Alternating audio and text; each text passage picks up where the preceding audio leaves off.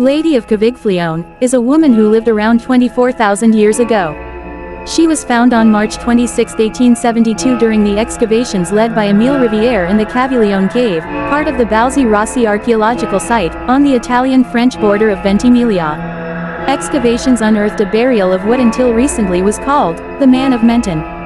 It was only following the DNA examination that the skeleton was revealed to belong to a woman of very tall stature and who must have borne her children.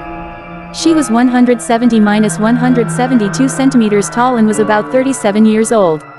The culture she belonged is of the epigravidian type, appearing and developing during a period characterized by the cold and dry climate typical of the final phase of the worm glaciation, or the maximum expansion of the ice. A detail from her burial that immediately catches the eye is an ornamental headband enriched with 300 shells of the Cyclope naritrea, a tippy-decal marine gastropod mollusk of sandy beaches.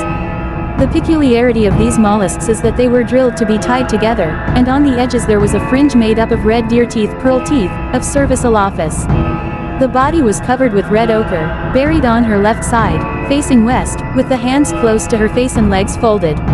The lady might have been a person with special status in her society already 24,000 years ago, perhaps a shaman who was buried ceremonially.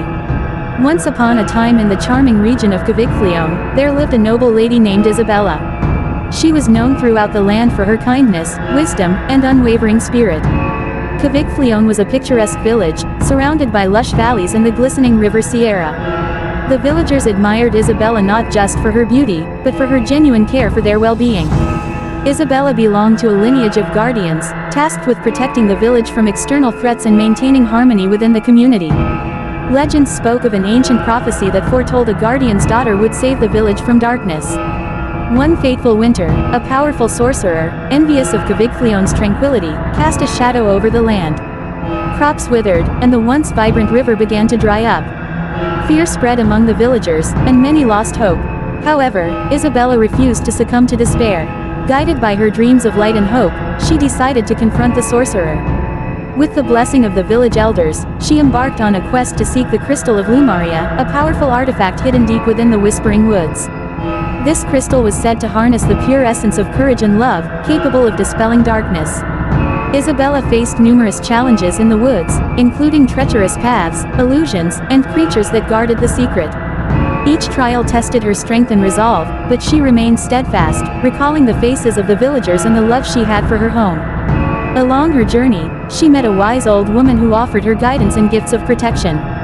Finally, after what felt like an eternity, Isabella reached the crystal, glowing with a brilliant light. As she took hold of it, she felt the warmth and strength it bestowed upon her. With the crystal of Lumaria in hand, she ventured back to Cavigflione, ready to face the sorcerer. In an epic confrontation, Isabella stood before the dark sorcerer, radiant with the crystal's light.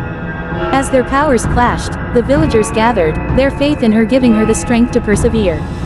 With a fierce cry, she unleashed the crystal's power, banishing the darkness and restoring peace to Cavigflione.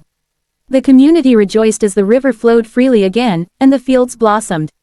In gratitude, they named her the Lady of Cavigflione, honoring her bravery and spirit. From that day forward, Isabella continued to lead her people with compassion, embodying the qualities of a true guardian, and the legend of the Lady of Cavigflione flourished throughout.